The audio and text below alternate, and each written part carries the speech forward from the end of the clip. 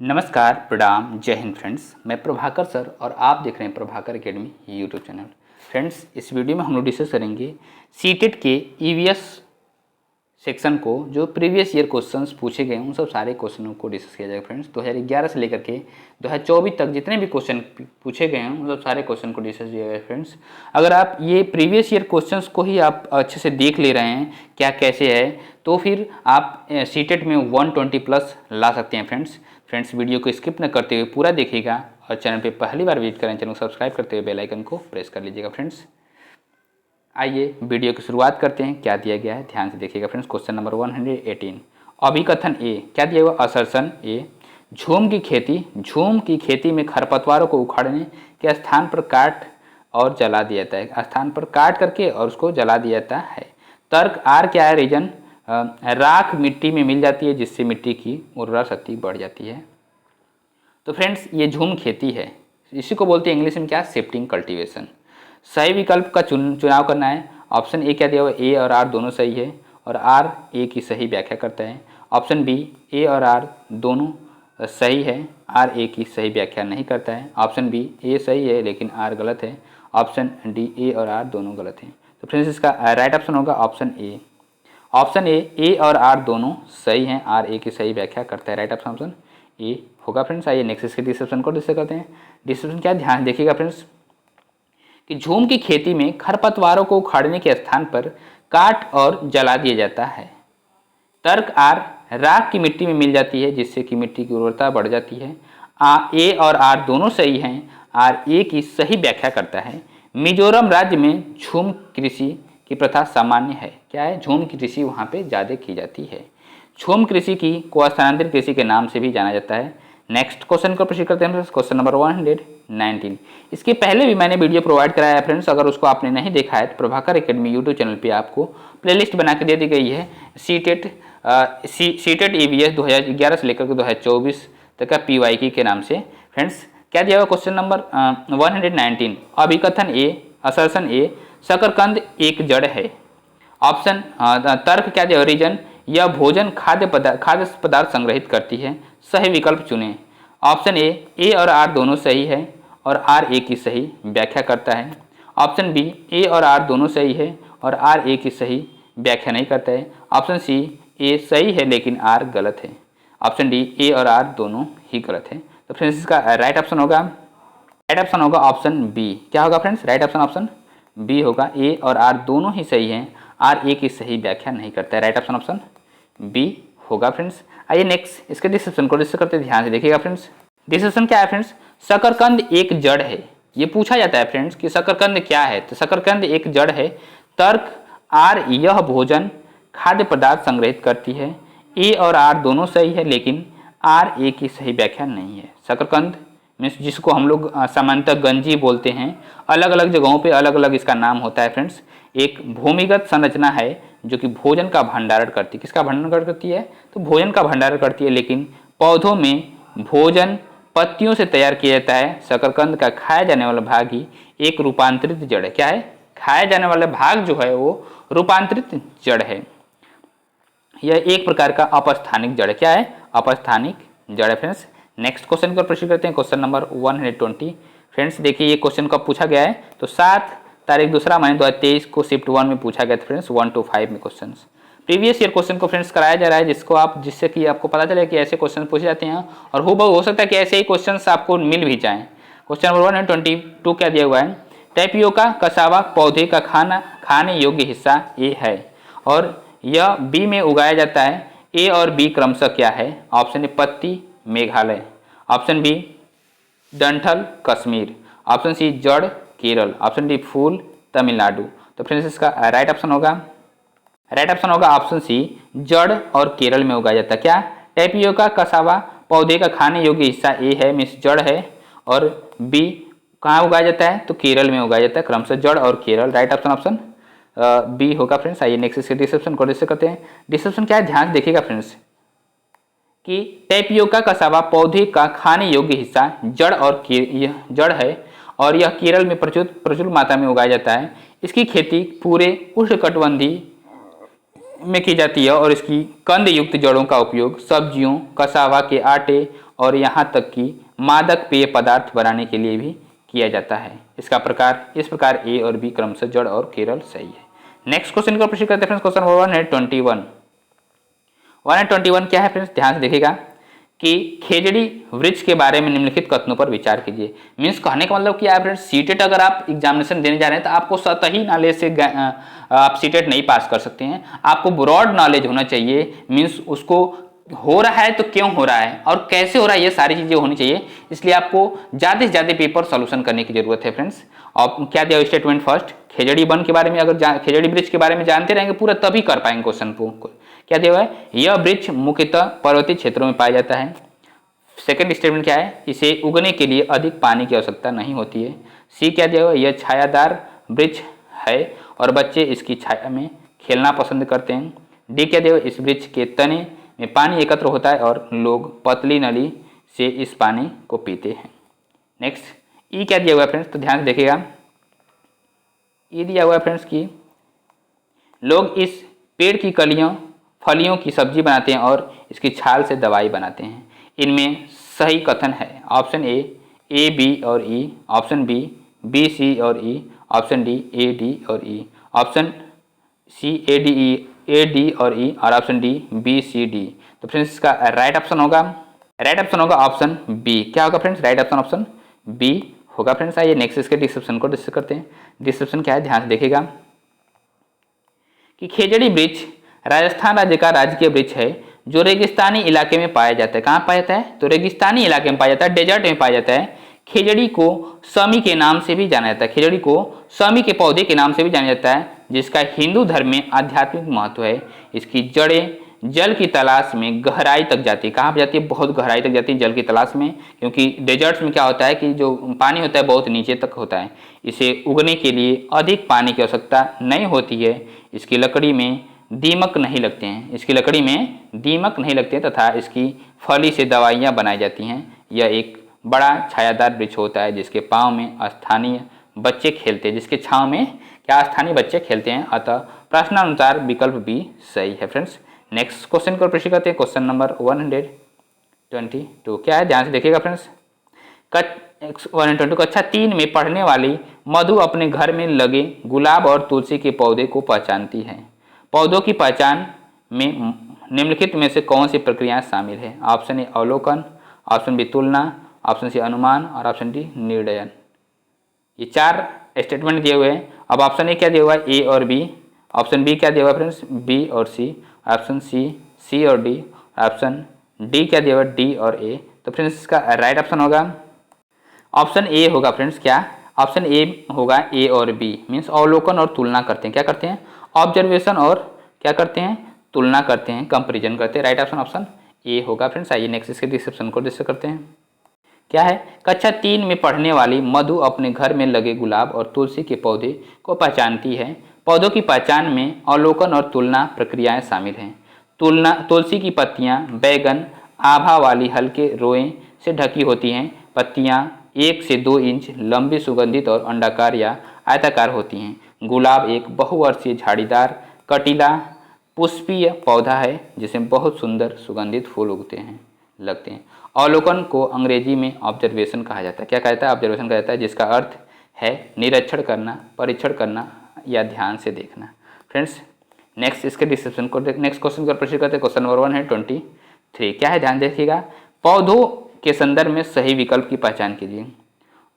First statement क्या देगा, पौधे भूक्षरण को रोकते हैं। सेकंड, मृत एवं सूखी पत्तियां उर्वरक एवं कीटनाशक बनाने के लिए प्रयुक्त होती हैं।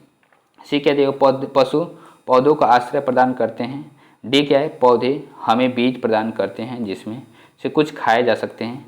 ऑप्शन ए क्या दिया, ए तथा बी, ऑप्शन बी और सी, ऑप्शन सी तथा डी और ऑप्शन डी ए तथा डी। तो फ्रेंड्स इसका राइट ऑप्शन होगा ऑप्शन डी ए तथा डी। राइट ऑप्शन डी ए और डी होगा। मीन्स पौधे भूक्षरण से रोकते हैं और पौधे हमें बीज प्रदान करते हैं जिनसे कुछ खाए जा सकते हैं। राइट ऑप्शन डी होगा फ्रेंड्स। आइए नेक्स्ट इसके डिस्क्रिप्शन को डिस्कस करते हैं। डिस्क्रिप्शन क्या है, ध्यान देखिएगा। पेड़ पौधों का मानव जीवन में बड़ा महत्व है। ये हमें न सिर्फ ऑक्सीजन देते हैं, बल्कि हमें अनेक प्रकार के फल फूल, जड़ी बूटियाँ और लकड़ियाँ आदि भी देते हैं। घर के आसपास पौधरोपण करने से गर्मी, भूक्षण, धूल आदि की समस्या से बच सकते हैं। पौधों के संदर्भ में सही तथ्य निम्न क्या है?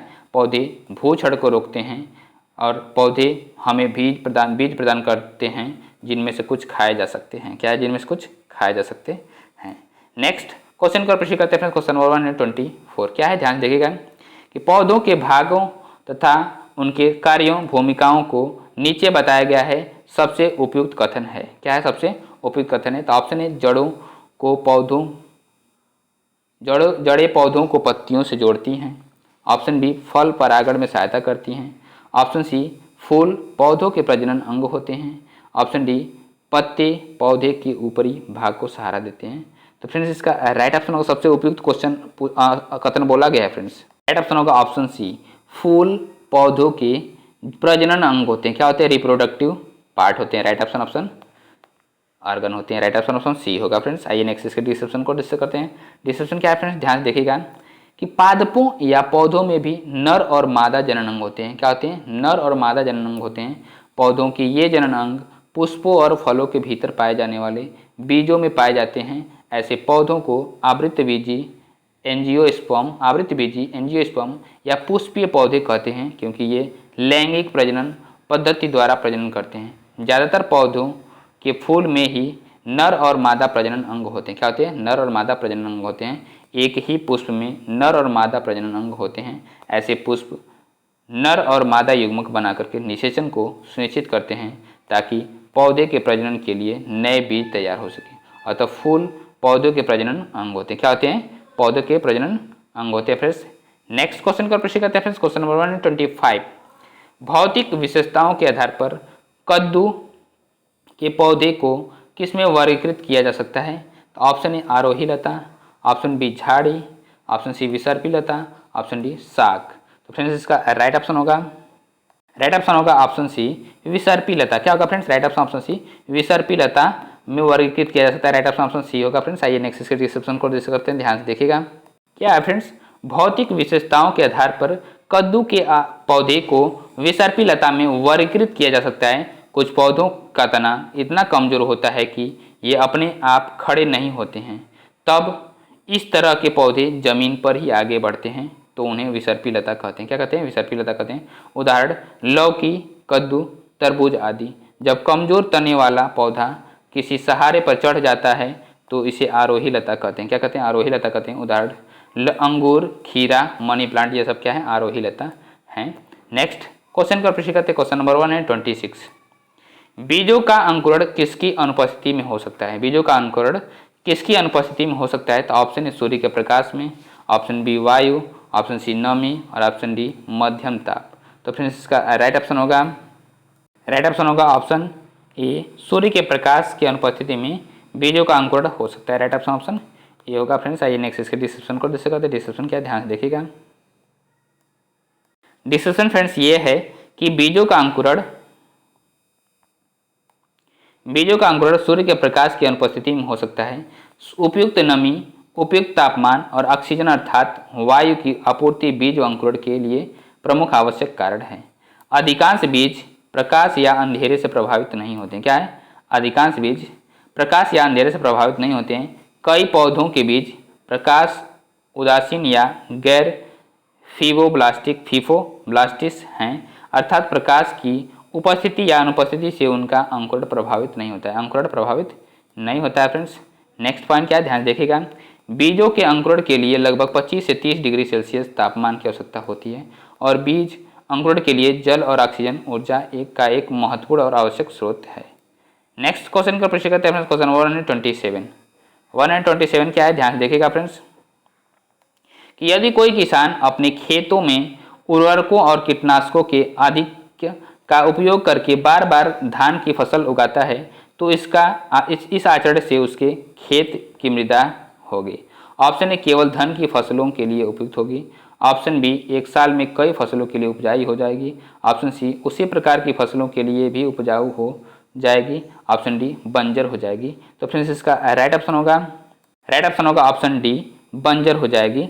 ज़्यादा से ज़्यादा अगर हम लोग ये चीज़ उर्वरक और कीटनाशक यूज करें तो क्या हो जाएगा, हमारी खेत बंजर हो जाएगा। राइट ऑप्शन ऑप्शन डी होगा फ्रेंड्स। आइए नेक्स्ट इसके डिस्क्रिप्शन को डिस्कस करते हैं। डिस्क्रिप्शन क्या, ध्यान देखिएगा।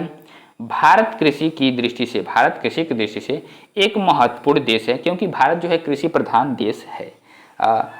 इसकी 2/3 आबादी कृषि गतिविधियों में सम्मिलित है। क्या, 2/3 आबादी, मतलब कि 3 पार्ट अगर है 100% तो उसमें दो लोग 3 में से 2 लोग क्या करते हैं, कृषि की गतिविधियों में शामिल हैं।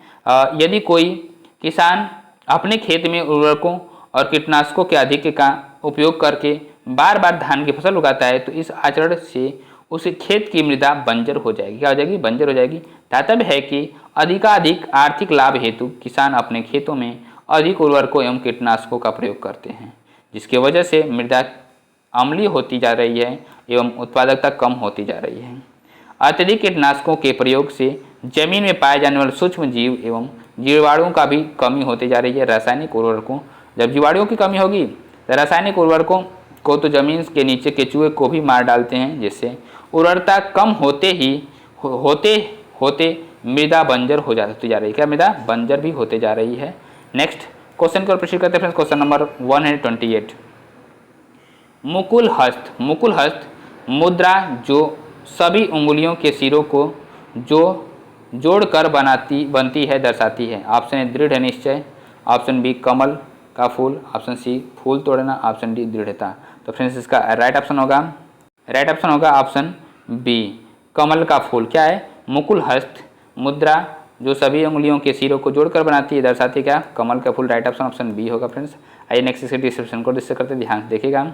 डिस्क्रिप्शन क्या है फ्रेंड्स, मुकुल का अर्थ कली होता है। एक बार जब सभी 5 उंगलियों को एक साथ लाया जाता है और सिरे पर एक दूसरे को स्पर्श किया जाता है तो मुकुल हस्त प्राप्त होता है। क्या होता है, मुकुल हस्त प्राप्त होता है। मुकुल हस्त मुद्रा को बीक हस्त मुद्रा भी कहते हैं। यह एक अत्यंत सरल मुद्रा है जिसे विभिन्न प्रकार के शारीरिक और मानसिक लाभों के लिए किया जाता है। यह कमल के फूल खिलने का प्रतिनिधित्व करता है। इस मुद्रा को सभी प्रभावी योग मुद्राओं में से एक माना जाता है। यह मुद्रा एक ऊर्जा देने वाली शांति मुद्रा। क्या है, यह ऊर्जा देने वाली एक शांति मुद्रा है। नेक्स्ट क्वेश्चन को प्रोसीड करते हैं। क्वेश्चन नंबर 129 क्या है, ध्यान देखिएगा फ्रेंड्स कि पाठ अमृता की कहानी में ग्राम खेजड़ली को उसका नाम मिला। ऑप्शन ए पूर्वजों से, ऑप्शन बी वहाँ निकास करने वाले बच्चों से, ऑप्शन सी वहाँ उगने वाले वृक्षों से, ऑप्शन डी पंचायत के सदस्यों से। तो फ्रेंड्स इसका राइट ऑप्शन होगा ऑप्शन सी वहाँ उगने वाले वृक्षों से। पाठ अमृता की कहानी में ग्राम खेजड़ली को उसका नाम कहाँ से मिला, तो वहाँ उगने वाले वृक्षों से। राइट ऑप्शन सी होगा फ्रेंड्स। आइए नेक्स्ट इसके डिस्क्रिप्शन को डिस्कस करते हैं। डिस्क्रिप्शन क्या, ध्यान से देखिएगा फ्रेंड्स। पाठ अमृता की कहानी में खेजड़ली भारत के राजस्थान के जोधपुर जिले का एक गांव है। क्या, खेजड़ली जोधपुर जिले के एक गांव है। कस्बे का नाम वहां उगने वाले खेजड़ी पौधों से लिया गया है जो गांव में बहुतायत में थे। इस गांव में 363 बिश्नोइयों को 1730 ईस्वी में हरे पेड़ों की रक्षा के लिए अपने प्राणों की आहुति देनी पड़ी थी। क्या, जैसे चिपको मूवमेंट चलाया गया था ना, तो वैसे ही उत्तराखंड में, तो वैसे वहाँ पे भी खेजड़ली को बचाने के लिए वहाँ पे मूवमेंट चलाया गया था फ्रेंड्स। नेक्स्ट क्वेश्चन को प्रोसीड करते हैं। क्वेश्चन नंबर 130 क्या है, ध्यान से देखिएगा फ्रेंड्स कि आहारी फाइबर्स मतलब रेशा के विषय में निम्नलिखित में से कौन सा कथन सत्य नहीं है। सत्य नहीं है मतलब झूठ है। ऑप्शन ए हमारे शरीर को पोषण देता है, ऑप्शन बी रुक्षांश भी कहा जाता है, ऑप्शन सी हमारे शरीर को अपचित भोजन से छुटकारा पाने में मदद करता है, ऑप्शन डी मुख्यतः पौधों द्वारा प्रदान किए जाते हैं। तो फ्रेंड्स इसका राइट ऑप्शन होगा ऑप्शन ए हमारे शरीर को भोजन पोषण देता है। तो ये फ्रेंड्स पोषण नहीं देता है, ये रुक्षांश भी कहा जाता है और शरीर को अपचित भोजन से छुटकारा से मदद करता है। राइट ऑप्शन क्या हो जाएगा, ये होगा फ्रेंड्स हमारे शरीर को पोषण देता है, ये गलत है। नेक्स्ट क्वेश्चन को इसके डिस्क्रिप्शन क्या ध्यान देखिएगा फ्रेंड्स। आहारी रेशा आहार में उपस्थित रेशे तत्व को कहते हैं। ये मुख्यतः पौधे द्वारा प्रदान किए जाते हैं। ये स्वयं को अपाच्य होते हैं परंतु हमारे शरीर को अपचित भोजन से छुटकारा पाने में मदद करते हैं। इन्हें रुक्षांश भी कहा जाता है। ये हमारे शरीर को कोई पोषक तत्व प्रदान नहीं करते हैं क्योंकि लेकिन हमारे भोजन का एक अनिवार्य घटक है। क्या है? अनिवार्य घटक है, अतः विकल्प ये सही है। नेक्स्ट क्वेश्चन को प्रोसीड करते हैं, ध्यान देखिएगा कि एक पारिस्थितिक वातावरण के पिरामिड में तीसरा पोषण स्तर है। एक पारिस्थितिक वातावरण के पिरामिड में तीसरा पोषण स्तर है। तो ऑप्शन ए अपघटक, ऑप्शन बी उत्पादक, ऑप्शन सी शाकाहारी, ऑप्शन डी मांसाहारी। तो फ्रेंड्स इसका राइट ऑप्शन होगा ऑप्शन डी मांसाहारी। क्या होगा फ्रेंड्स? राइट ऑप्शन डी मांसाहारी तीसरी पोषण स्तर कहते हैं। राइट ऑप्शन डी होगा फ्रेंड्स। आइए नेक्स्ट इसके डिस्क्रिप्शन को डिस्कस करते हैं। डिस्क्रिप्शन क्या है, ध्यान देखिएगा फ्रेंड्स। एक पारितंत्रीय पिरामिड में उत्पादक स्तर पर हरे पौधे सौर ऊर्जा को खाद्य ऊर्जा में बदलते हैं, इसलिए इन्हें प्रथम पोषण स्तर के अंतर्गत रखा जाता है। क्या? प्रथम पोषण स्तर के अंतर्गत रखा जाता है। दूसरा पोषण स्तर उन शाकाहारियों का होता है जो इन पौधों में से अपना भोजन प्राप्त करते हैं। क्या? इन पौधों से अपना भोजन प्राप्त करते हैं। इसी तरह तीसरे पोषण स्तर में इन शाकाहारियों को खाने वाले मांसाहारियों को रखा जाता है। क्या? इन शाकाहारियों को खाने वाले मांसाहारियों को रखा जाता है फ्रेंड्स। नेक्स्ट क्वेश्चन की ओर प्रश्न करते हैं। क्वेश्चन नंबर 132, निम्नलिखित में से कौन सा भारत का राष्ट्रीय वृक्ष है? ऑप्शन ए पीपल वृक्ष, ऑप्शन बी नीम का वृक्ष, ऑप्शन सी बरगद का वृक्ष, ऑप्शन डी कदम का वृक्ष। तो फ्रेंड्स इसका राइट ऑप्शन होगा ऑप्शन सी बरगद का जो वृक्ष है भारत का राष्ट्रीय वृक्ष है। राइट ऑप्शन सी होगा फ्रेंड्स। आइए नेक्स्ट इसके डिस्क्रिप्शन को डिस्कस करते हैं, ध्यान देखिएगा फ्रेंड्स। डिस्क्रिप्शन क्या है फ्रेंड्स? फाइकस बेंगोलिस या बरगद का पेड़ भारत का राष्ट्रीय वृक्ष है। बरगद के पेड़ को कल्प वृक्ष के नाम से भी जाना जाता है, जिसका अर्थ है इच्छा पूरी करने वाला पेड़। क्या? इच्छा पूरी करने वाला पेड़। बरगद के पेड़ को ऐसा इसलिए कहा जाता है क्योंकि बरगद के पेड़ में अपार औषधीय गुण होते हैं और यह दीर्घायु जीवन से जुड़ा होता है। क्या? दीर्घायु जीवन से जुड़ा होता है। नेक्स्ट क्वेश्चन को प्रश्न करते हैं फ्रेंड्स। क्वेश्चन 133 क्या है, ध्यान देखिएगा फ्रेंड्स। खरीफ की फसलों को वर्षा के मौसम के आरंभ में बोया जाता है। वर्षा के मौसम के आरंभ में बोया जाता है तथा इन्हें मानसून बरसात की फसल भी कहा जाता है।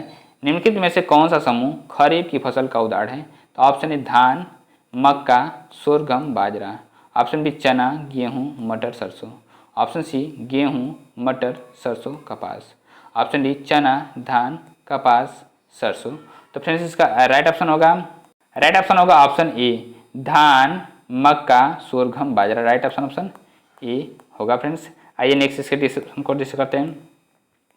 डिस्क्रिप्शन क्या है फ्रेंड्स? ध्यान देखिएगा कि मनुष्य अपने लाभ के लिए जिन पौधों को किसी क्षेत्र में एक निश्चित कार्यक्रम एवं योजना के अनुसार उगाता है उन्हें फसल कहा जाता है। क्या कहता है? उन्हें फसल कहा जाता है।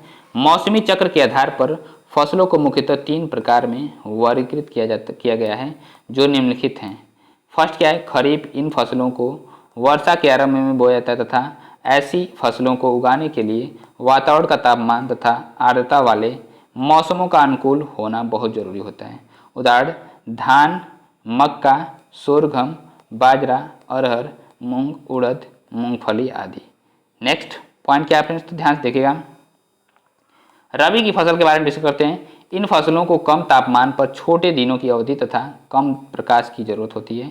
इनकी बुवाई अक्टूबर-नवंबर में होती है तथा मार्च-अप्रैल में तैयार कर ली जाती है। उदाहरण गेहूँ, जौ, चना, मटर, आलू, मूली, गाजर। नेक्स्ट जायद में क्या है? इन फसलों की बुवाई फरवरी-मार्च में होती है तथा अप्रैल-मई में पक करके कटाई के लिए तैयार हो जाती है। उदाहरण ककड़ी, खरबूज, खीरा, टिड्डा, तरबूज, ये सब क्या है? जायद की फसलें हैं। नेक्स्ट क्वेश्चन को प्रश्न करते हैं फ्रेंड्स। क्वेश्चन नंबर 134 क्या है, ध्यान देखिएगा फ्रेंड्स। निम्नलिखित में से कौन सा कथन जीवों को उनके आकार के आधार पर बढ़ते हुए क्रम में दर्शाता है?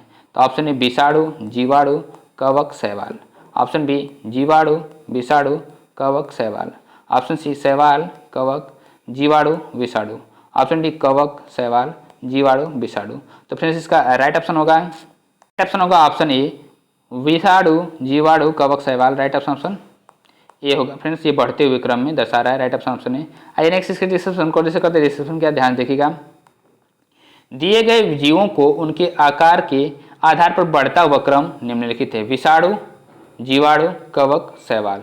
अब विषाणु के बारे में डिस्कस करते हैं। विषाणु सूक्ष्म जीव हैं। क्या ये सूक्ष्म जीव हैं जो पृथ्वी पर लगभग हर जगह मौजूद हैं। क्या हर जगह मौजूद हैं? वे जानवरों, पौधों, कवक और यहाँ तक कि बैक्टीरिया को संक्रमित कर सकते हैं। बैक्टीरिया को संक्रमित कर सकते हैं। जीवाणु क्या है फ्रेंड्स?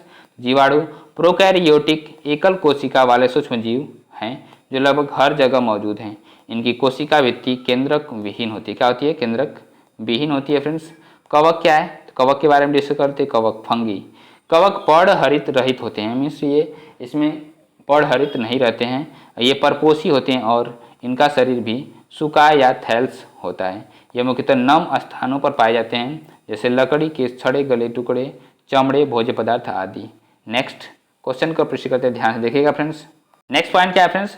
शैवाल। शैवाल के बारे में डिस्कस करते हैं। शैवाल पादप जगत का सबसे सरल जलीय जीव है। क्या? सबसे सरल जलीय जीव है, जिसे से जो प्रकाश संश्लेषण द्वारा भोजन का निर्माण करता है। फोटोसिंथेसिस द्वारा क्या करता है कि भोजन का निर्माण करता है। शैवाल प्रायः हरित लवक युक्त संवहन युतक रहित है। क्या? हरित लवक युक्त संवहन ऊतक रहित है। स्वपोषी होते हैं। इनका शरीर सुकाय सुदृश होता है। क्या? सुकाय सदृश होता है। नेक्स्ट क्वेश्चन को प्रश्न करते हैं फ्रेंड्स। क्वेश्चन 135, निम्नलिखित में से कौन सा एक कीटभक्षी पौधा है? तो ऑप्शन ए अमरबेल का पौधा, ऑप्शन बी शैवाल लाइकेन, ऑप्शन सी पीचर पौधा, ऑप्शन डी कैक्टस।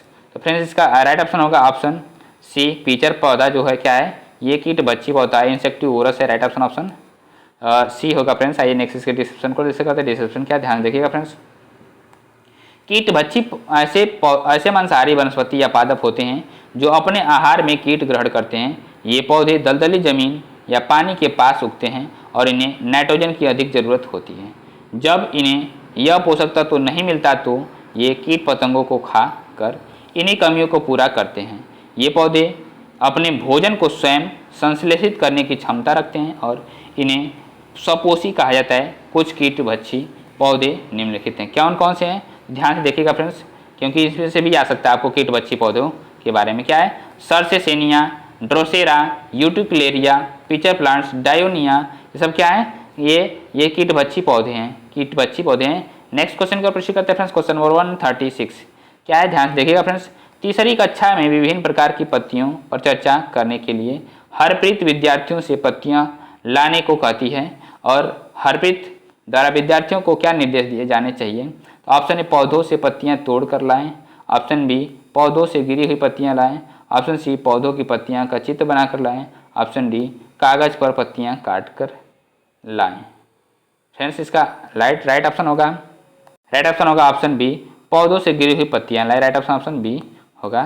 फ्रेंड्स आइए नेक्स्ट इसके डिस्क्रिप्शन को डिस्कस करते हैं। डिस्क्रिप्शन क्या है? ध्यान देखिएगा फ्रेंड्स कि तीसरी कक्षा में विभिन्न प्रकार पत्तियों पर चर्चा करने के लिए हरप्रीत विद्यार्थियों से पत्तियां लाने को कहती है। हरप्रीत द्वारा विद्यार्थियों को पौधों से गिरी पत्तियों को लाने का निर्देश देना चाहिए। इस प्रकार का निर्देश देकर के वह बच्चों को पर्यावरण के बारे में जानकारी देती है, जैसे कि पेड़ पर लगी पत्तियां हमारे लिए काफ़ी महत्वपूर्ण होती हैं। साथ ही साथ पेड़ इन पत्तियों के द्वारा अपना भोजन करते हैं, इसलिए वह गिरी हुई पत्तियां को लाने का निर्देश देती हैं। क्या करती हैं? निर्देश देती हैं।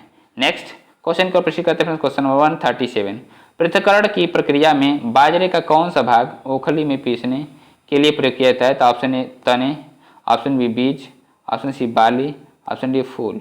तो फ्रेंड्स इसका राइट ऑप्शन होगा ऑप्शन सी बाली को पीसने के लिए प्रयोग किया जाता है। राइट ऑप्शन सी होगा। फ्रेंड्स आइए नेक्स्ट इसके डिस्क्रिप्शन को डिस्कस करते हैं। डिस्क्रिप्शन क्या, ध्यान देखिएगा फ्रेंड्स।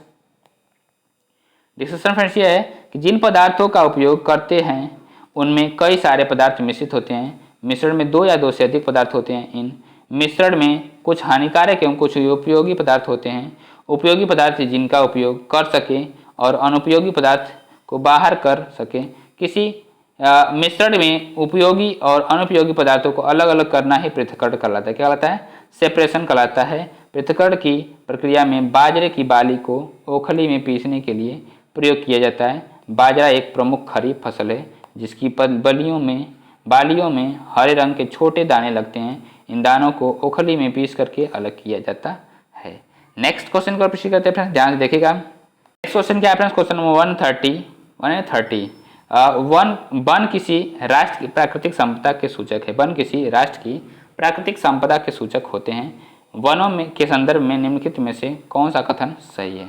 ऑप्शन ए ये जल चक्र को बनाए चालू रखने में भूमिका निभाते हैं, ऑप्शन बी वे वृक्षों से ढके हुए एक छोटा सा क्षेत्र हैं।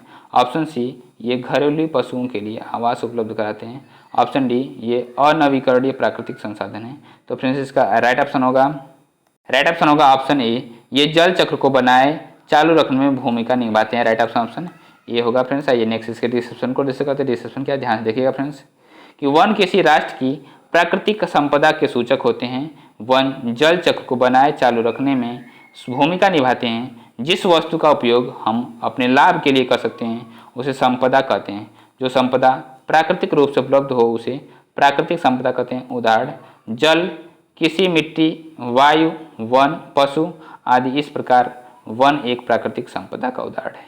फ्रेंड्स वीडियो को हम यहीं पे एंड करते हैं। वीडियो को देखने के लिए बहुत बहुत धन्यवाद। और चैनल पे पहली बार विजिट करें, चैनल को सब्सक्राइब करते हुए बेल आइकन को प्रेस कर लीजिएगा फ्रेंड्स। और भी अपने दोस्तों को भी ये शेयर करिएगा फ्रेंड्स। नमस्कार, गुड नाइट फ्रेंड्स।